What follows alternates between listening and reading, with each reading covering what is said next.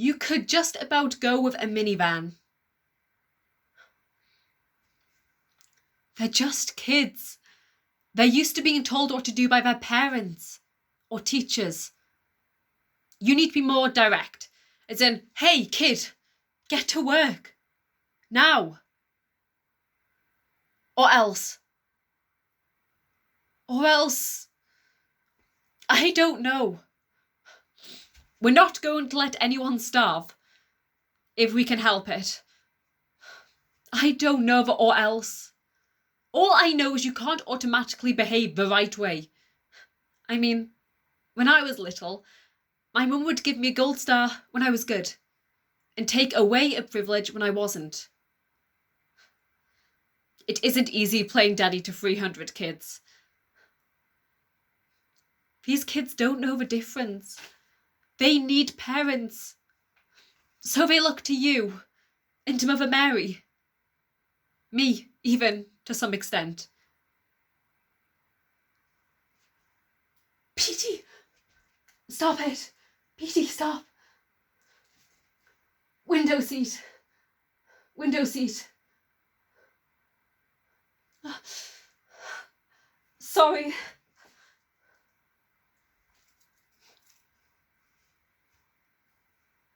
I had to stop him. It gets worse.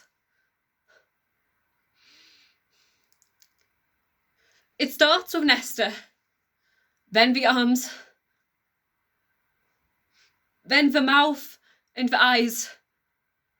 Like it's trying to come alive, like...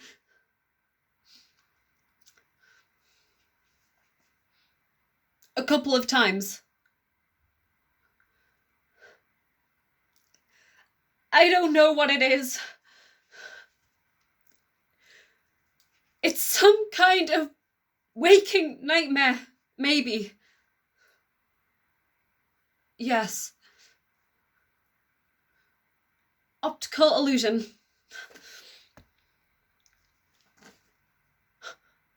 Hey! Don't start getting all high and mighty with me.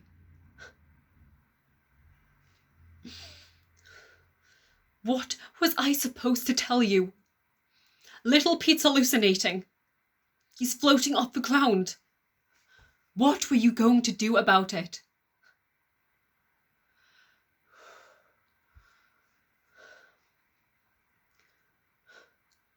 Sam, I figured you had enough on your shoulders.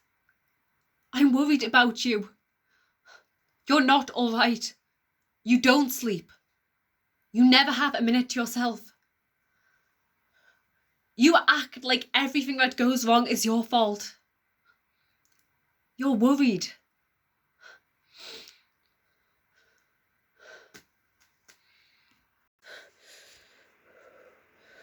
Just do something useful. Stop thinking about Sam. God forbid anything's happened. Just focus on your work. No matter how scared you are. Right then.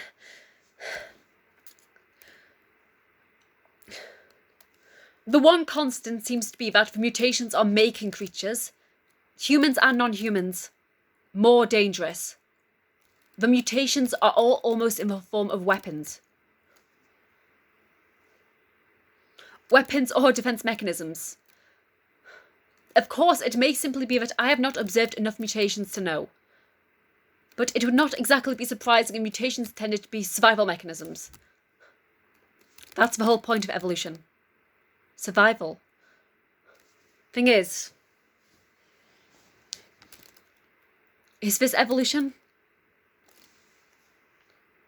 Evolution is a series of hits and misses over the course of 1,000,000 years. Not a sudden series of radical changes. Evolution builds on existing DNA. The phase is a radical departure from the billions years worth of code in animal DNA. Maybe there is genes for speed. But not for teleportation. Not for the suspension of gravity or telekinesis. Not for firing DNA from the palms of your hands. The fact is, I don't Hey! Who turned out the lights? Oh no. Sam, I swear. Okay. Power station has probably been taken. We haven't succeeded, but Sam, the rest, they have to be alive. The centre cannot hold.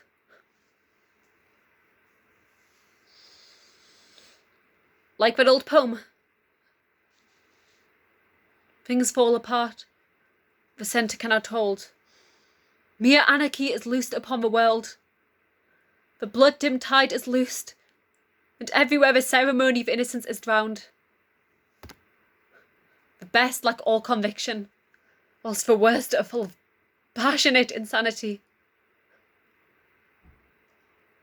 Things fall apart. The centre cannot hold. But God has to. Surely He, even in the phase, listen over us. Watch over His children. Please let Sam be okay. Saint Michael the Archangel, defend us in battle. Be our defence against the wickedness and the snares of the devil. Huh? The devil used to have horns and a tail. Now, he has the same face as Cain. The evil spirits who prowl. They're a dead-eyed boy with a snake for an arm. Why?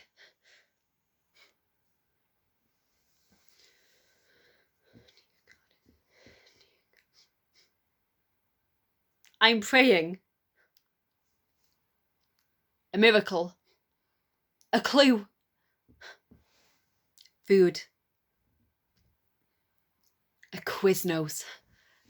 Turkey bacon and guacamole. No way. You have to pray for your own food. Yeah. Sometimes it's hard having faith.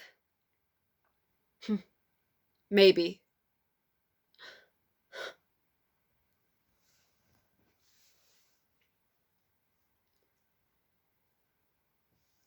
You don't want to hear this. But they couldn't find you, so they found me. And now I found you. Berg has come over to our side. He was on a mission for Cain. They have a freak who can see dreams, and Cain wanted Bug to get her, take her to some mine in the hills. Some monster. And Cookie showed up. He had to walk all the way back to town. He walked through the night. He had a note from Lana. Bug says they call it the Gaiophage. Lana calls it the darkness. You know, Sam, I never thought you were perfect. I know you have a temper. But I've never known you to be mean. Mean. Yes, that was mean. Mean and self-pitying. Does that make it better? Oh, it's my fault.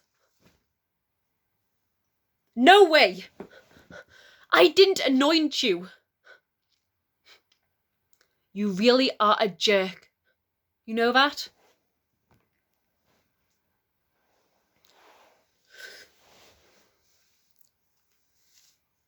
No, but Sam. Okay.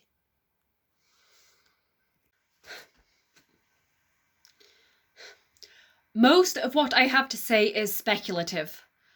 From what Adelio has said, what Lana's letter has said, what we've learned of Drake's story from Lana in the past, and all the little things we pieced together, and from what I've been able to guess from my brother, something, maybe some type of freak, a mutated human, maybe a mutated animal, maybe something else entirely that we don't understand at all, is in that mine shaft. Yes, some may be more vulnerable than others. I'm sure now that it is in contact with little Pete.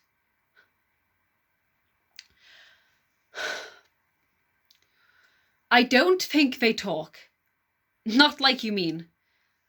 But they can feel each other. Petey's been trying to warn me. I didn't understand. You're right. I'm sorry. I'm not... Okay. It's some kind of mutant creature. Origin unknown. It has great power to influence minds. That power is greater over people who've already encountered the creature. Like Lana. Drake. And possibly Kane. You asked for the short version, so I'm leaving out the epistemology. Anyway. Suddenly, after months of relative quiet, Kane emerges. We know from Bug that he was in some kind of coma or delirium before that. But suddenly he's better. And the first thing he does is charge off to take over the power plant. At the same time, Lana begins to feel the Gayphage calling to her. And Petey is starting to talk about something being hungry in the dark. Then there's Duck.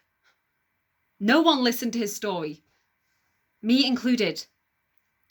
But he kept saying there was a cave down there that glowed.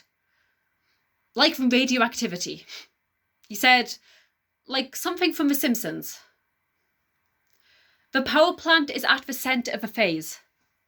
We know it was going into meltdown when little Pete reacted by creating this bubble.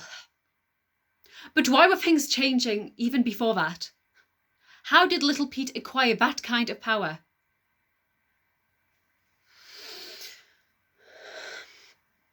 The accident. We've always said it was a kind of meteorite that hit the plant. But maybe it wasn't just a meteorite. Maybe there was something more to it. Right, so. Some people theorise that Earth grew from a simple organism that reached this planet by comet or meteorite. So let's say something as simple as a virus was alive on the object that hit the power plant. Virus plus radiation equals mutation.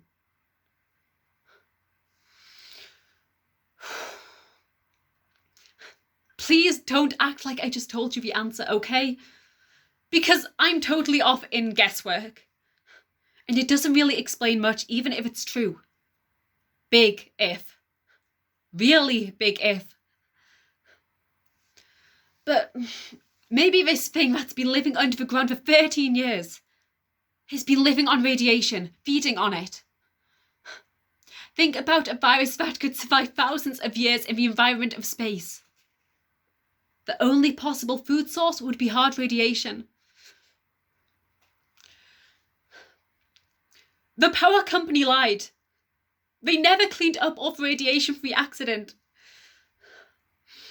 It's been under our feet all this time, seeping into the water, being absorbed into the food we eat. As the Gayphage mutated, so did some of us. Maybe some kind of synthesis, I don't know. But one safe guess is that the Gayphage began to run out of food. It needs more. It can't get to it. It can only attempt to make others do its will. I believe that the meltdown little Pete stopped was caused by someone at the plant. Obeying the Gayphage. Attempting to blow up the plant, which would spread radiation everywhere. Kill everything nearby. Except for the creature that lives on radiation. Little Pete stopped the meltdown. Created the phase. But he did not destroy the Gayphage.